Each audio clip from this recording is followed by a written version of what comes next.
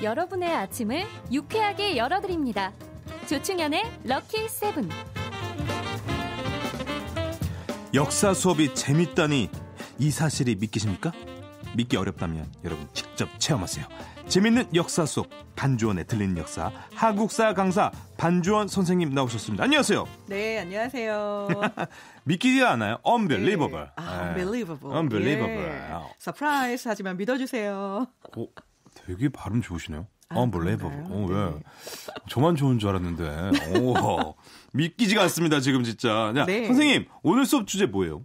자, 오늘 수업은요. 네. 이제 12월도 사실 이제 중반으로 막 치닫고 있거든요. 예. 12월에 탄생석 혹시 알고 계신가요? 10월은 알아요. 58. 아, 네, 10월만 알아요. 그렇죠. 네, 아마도 12월은 10월에 뭘까요? 예, 생일이 있는 것이 아닌가 이렇게 네, 살짝 그러니까요. 추정을 해보면서 12월의 탄생석은 바로 터키석이거든요. 터키요? 네, 그래서 오늘은요. 한국석은 터키석. 없습니까? 한국석? 아, 제가 열심히 찾아보겠습니다. 알겠습니다. 네, 그래서 오늘은 터키석에 얽힌 이야기 그리고 12월 22일이 동지입니다. 동짓날에. 동지에 얽힌 이야기 두 가지 들려드릴게요. 알겠습니다. 아, 선생님 덕분에 보석 상식도 꼬박꼬박 챙기고 있습니다. 터키석, 네. 58이야 터키까지. 좋습니다. 근데 이게 왜 터키에 있어요? 터키석이요? 이거 어떻게 하셨죠? 진짜로 있어요? 터키석이요? 네. 터키에서 나오질 않습니다. 안 나오는데 왜 터키석이에요? 그러게 말입니다. 터키 칠면조. 네, 바로 이제 그 이야기를 해드릴 텐데요. 예. 사실 이 터키석은 행운의 보석 또는 신으로부터 받은 신성한 보석이라고 불리는 사실은 성공과 승리의 보석입니다. 그런데 좋다. 이 터키석이요.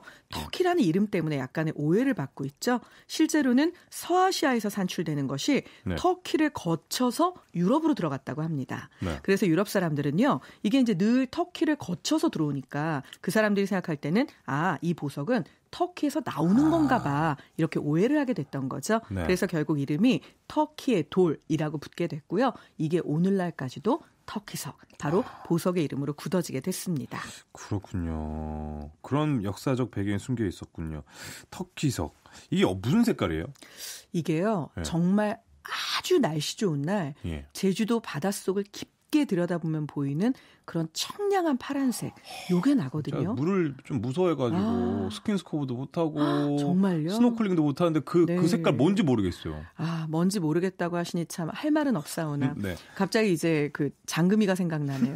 저는 터키석이 터키색이라 터키석이라고 했건만 그게 왜 터키색이냐고 물으시면 어찌하오리까. 네, 미안하네. 네. 아니옵니다. 미안하다고 들릴 말씀이 없네요. 그렇군요. 네. 어쨌든 그 신비로운 어떤 파란색 느낌. 너무 좋죠. 그렇군요. 선생님 좋아하세요? 저는 그냥 좋아하는 정도가 아니고요. 한때 여기에 심취해서 귀걸이, 목걸이, 반지, 팔찌 아주 온갖 것들을 잡동사니로 이 터키석을 모았던 시절이 있었습니다. 이거 비싼 거 아닙니까?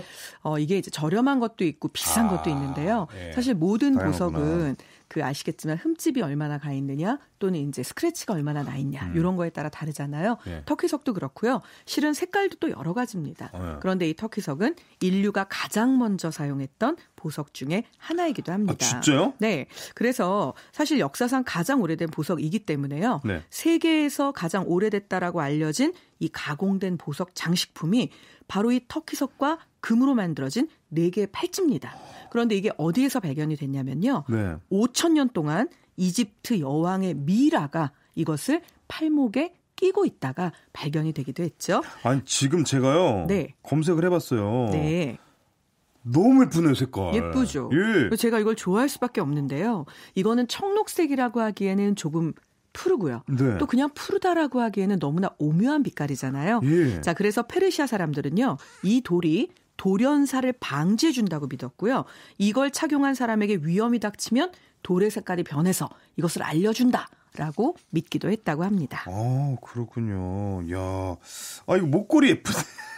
목걸이만 예쁜 게 아니고요. 예. 사실 이 남미 이렇게 하니까 너무 예쁘네요. 네, 이제 남미의 아즈텍 사람들 또는 북미 인디언들 같은 경우에는 네. 이 돌을 아예 성스러운 돌이라고 여겨서요. 그 의식이나 제천 행사를 지낼 때 이걸로 마스크를 만들어서 끼고 사용을 하기도 했다고 합니다. 그렇군요. 여기까지 저희가 터키석에 대해서 알아봤고요. 네. 너무 예쁘네요. 제 마음에도 그렇죠. 쏙 드네요. 네, 맞습니다. 언니 할 때 나도 같이 가요. 네, 알겠사옵니다. 네. 자, 여기까지 터키석에 대해서 알아봤고 이제 오늘 수업 주제가 2가지 아니겠습니까? 이제 그렇죠? 동지 얘기해 주시죠. 동지. 자, 동지는요. 네. 24절기 중에서도 22번째 절기. 그런데 1년 중에 밤이 가장 길고요. 그쵸. 낮이 가장 짧은 날입니다. 동짓날. 네. 자, 민간에서는 동지를 흔히 아세가 뭐냐면 작을 아자입니다. 작은 설이라고 부르기도 했거든요. 네. 그래서 태양이 부활한다라는 의미를 지니고 있기도 해서요. 설 다음으로 가는 작은 설로 대접을 받는 우리 민족에게는 굉장히 중요한 명절이었습니다. 중요한 날이에요. 왜냐하면 네. 이날 맛있는 거 먹어요. 그렇죠. 팥죽 먹잖아요. 팥죽. 아, 맞습니다. 네. 근데 이게 그 팥이 그 색깔이 빨간색 이런 것 때문에 네. 귀신 쫓는다 이런 걸로 제가 알고 있습니다. 맞습니다. 네. 아까 제가 말씀드렸지만 이게 밤이 가장 길고 낮이 가장 짧다고 했잖아요. 예. 보통 우리가 낮은 양, 밤은 이렇게 구분을 하죠. 네네. 그래서 이날은 음의 기운이 가장 극에 달해 있는 그런 날이기 때문에 사실상은 이제 동양에서는 귀신이 가장 성한 날이다 이렇게 네. 보기도 하거든요. 네. 그래서 이것을 물리치기 위해서 상대적으로 양의 기운이 필요했던 거죠. 네. 그래서 붉은색은 양을 상징하는 대표적인 색깔이기 때문에 붉은 팥죽은 음의 기운을 물리쳐주는 양의 물건이다 이렇게 생각을 했던 거고요. 네. 정말 신기한 건 고대인들이 뭐 태양, 불, 피 이런 걸 다 같은 붉은색 생명의 상징으로 보거든요.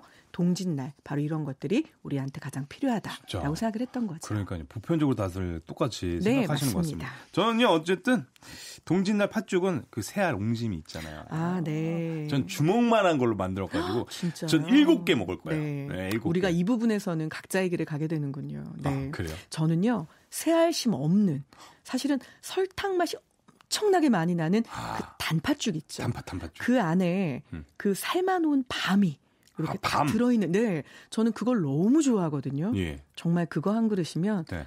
이래서 겨울 정말 이래서 대한민국 사람으로 태어나길 너무 잘했다는 생각이 절로 들죠. 네, 이렇게 네. 또 팥죽 얘기까지 저희 함께 해봤습니다.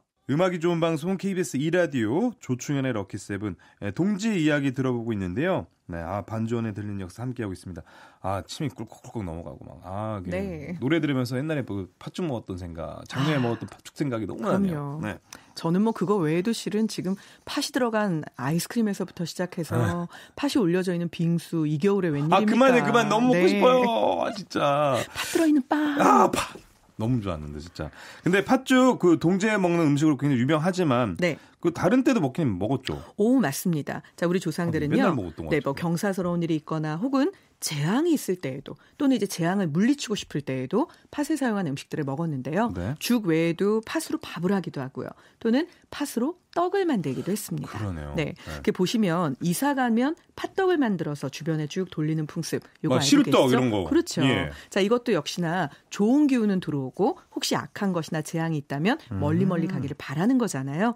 그리고 이제 고사를 지낼 때에도 팥떡을 하죠. 그리고 경사가 있을 때에도 팥밥을 하고요. 네. 또 멀리 여행을 갈 때 팥밥을 지어서 먹고 가면 여행에서 생길 수 있는 여러 우환들을 막아준다. 이렇게 믿기도 했습니다. 그렇군요. 그럼 동짓날엔 다들 팥죽만 먹나요? 제가 가끔 이제 있는 집에서는요. 이렇게 말씀을 드렸더니 몇몇 청취자분께서 네. 있는 집? 뭐가 있는 집인가요? 이렇게 물으시더라고요. 네네. 바로 돈이 있는 집입니다. 경제력이 경제력? 있는 집. 네. 그렇죠. 자, 경제력이 있는 집은 뭐 경제력이 있는데 굳이 팥만 먹겠습니까? 그래서 그날 동지에 먹었던 또 다른 음식 중에 하나는요. 아까 침 넘어간다 그러셨죠. 네. 자, 신선로 그리고 냉면을 먹는 경우도 실제로 있었습니다. 겨울인데 냉면. 네, 맞습니다. 자, 그런데 냉면도 냉면이지만요. 이 신선로 네. 여러 가지 음식 고명을 넣고 거기에 육수를 넣어서 사실은 그 데워서. 신선로 네. 밑에다가 이제 숯을 집어넣으면 이 신선로를 끓이는 그 용기 자체가 계속해서 보온력을 갖게 되는 거잖아요. 거기에서 보글보글 끓는 국물을 수저로 탁 떠서 입에다 넣었다. 라고 생각을 하시면 지금 어떤 표정이 지어지시나요? 굉장히 행복해지죠. 네, 바로 경제력이 있는 집은 그 표정으로 신선로 음식을 동지에 먹었습니다. 그렇습니다. 그럼 그 밖에 동지에는 어떤 풍습이 있었습니까? 자, 동지에 있었던 풍습 중에는요. 예. 조금 이런 것도 있어? 하는 아주 재미있는 것도 있습니다. 아시겠지만 겨울이 이제 시작이 될 무렵이 되면 네. 제주에서는 귤이 이 밀감이라고 하는 것이 잘 익게 되죠. 예. 바로 이 밀감, 귤을 이제 임금님께 진상을 합니다. 네. 그러면 임금님은 진정 겨울이 시작되는구나라고 생각을 해서요. 이 진상받은 귤을 걸고 특별 과거를 이 동지 무렵에 보게 됩니다. 특별 공채. 네. 네. 그런데 이 과거는요. 재미있는 것이 과거에서 급제를 하잖아요. 네. 그러면 급제에서 벼슬만 받는 것이 아니라 바로 상품으로 빰빠라밤빰 이 밀감을 받게 됩니다. 그래서 이 과거의 이름은 황감제라고 불렸거든요. 황감제. 네, 이것도 동지 무렵에 있었던 우리의 풍습이죠. 그러면은 정말 그 채용 기다리는 분들은 네. 이제 겨울 빨리 와서 밀감도 받고 나도 이제 그렇죠. 이제 직업을 빨리 얻어야겠다 이런 생각을 맞습니다. 하면서 응시했겠네요. 재밌네. 또 관련된 속담 같은 거 있습니까? 있죠. 동지가 지나면 푸성귀도 새 마음이 든다라는 말이 있습니다. 네. 자, 동지가 지나면 온 세상이 새해를 맞을 준비에 들어가는 거죠. 네. 그래서 푸성귀조차도 자, 이제 새해야. 나도 좀 더 푸성귀스러워져야겠어. 이런 생각을 한다는 얘기고요. 그렇군요. 자, 동지가 지나 열흘이면 해가 노루꼬리만큼씩 길어진다라는 말도 있습니다. 아까 말씀드린 대로 예. 동지의 밤이 가장 길기 때문에 그다음부터는 이제 낮이 더 길어지겠죠. 네. 그래서 낮이 길어지면서 해가 노루꼬리만큼씩 길어진다라는 얘기겠죠. 좋습니다.